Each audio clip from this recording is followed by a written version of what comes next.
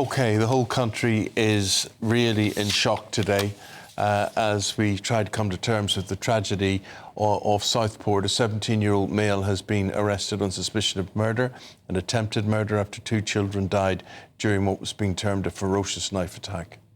Well, joining us now is GB News reporter Sophie Reaper, and I can only imagine the shock, the horror in Southport. This is a story that has absolutely shocked the nation.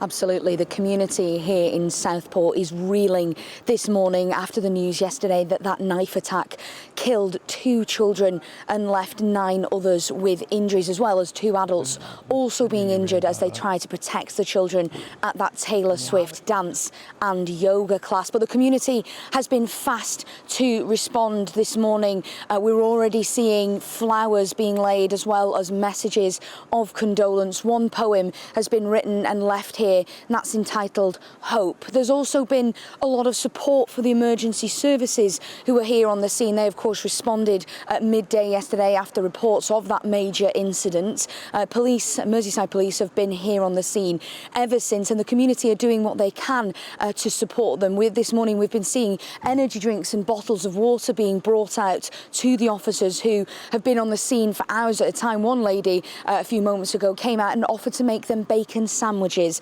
So a real sense of a community coming together here as they face the grief. I spoke to one gentleman earlier who'd come all the way from Liverpool, cycled in this morning just to lay flowers to show his support and sympathy for the family. Here's what he had to say. It's shocking, absolutely shocking. I was just saying before, I heard the news last night and it did not half get to me. It was really upsetting, and it's just one of them things we will never forget. Definitely not in my lifetime. I mean, it's in our blood, isn't it? In our history. You know, anything that terrible happens, you know, we all come together. You know, this is just not representative of what Merseyside is like. You know, it's a lovely place. I've travelled up here, you know, 17 odd miles and going 17 miles back just to lay flowers, you know, because it's just affected us so much. And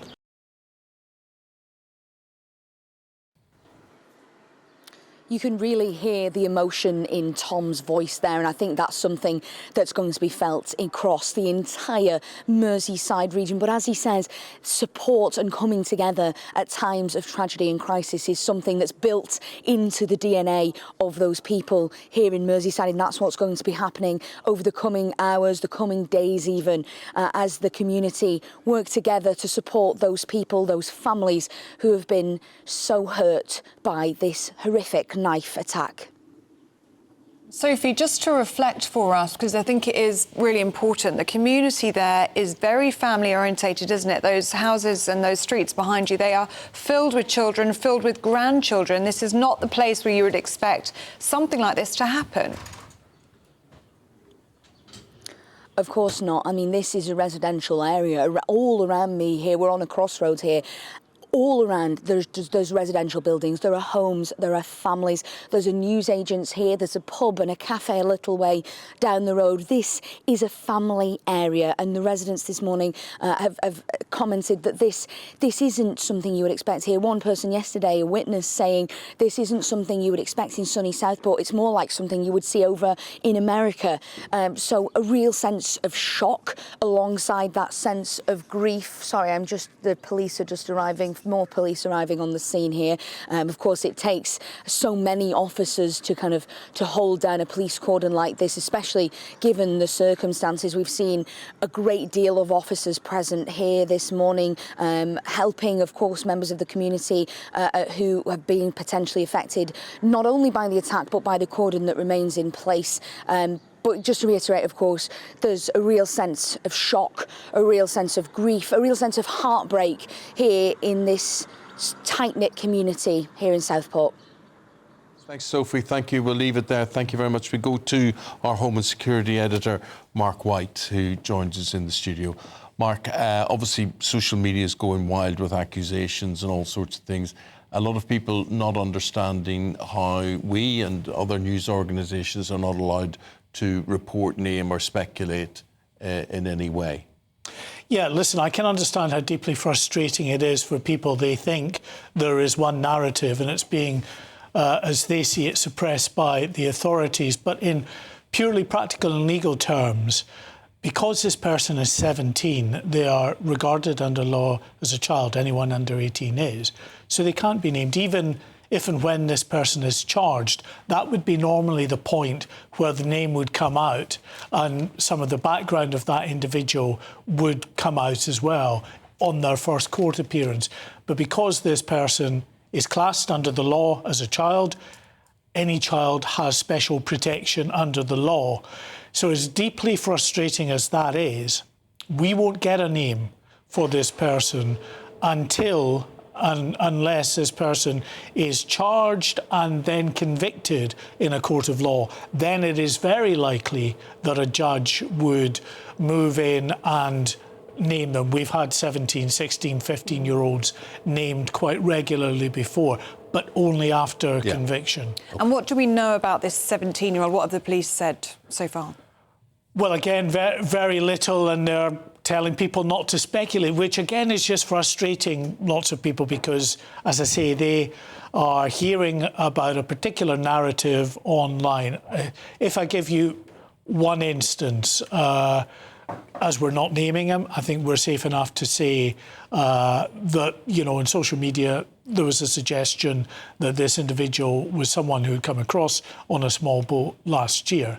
The police very deliberately then put out a statement last night in which they said he was born in Cardiff.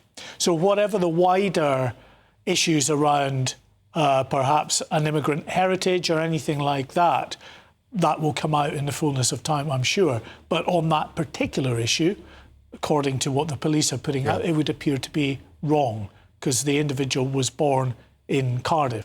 But again, it just, you know, everything feeds into this narrative that many people believe is the authorities clamping down and, you know, they get very het up, for instance, and understandably so, when you hear from the authorities all the time that, you know, there's no motive here and we're looking at mental health issues.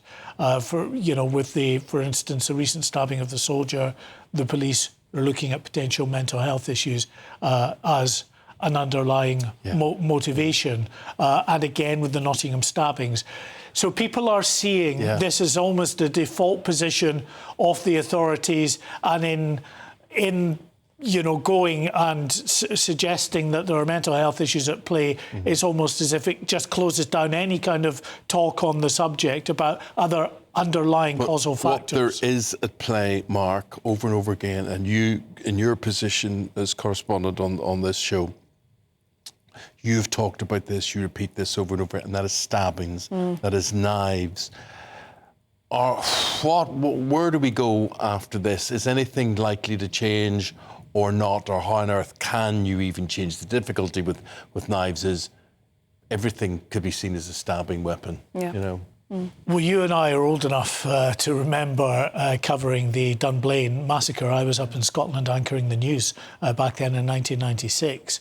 And, of course, at that time, when Thomas Hamilton murdered 16 children and their teacher in a primary school in Dunblane, it was firearms that he used, and then there were much stricter gun laws imposed in the aftermath of that. And we've had very few fatal mass shootings since, really.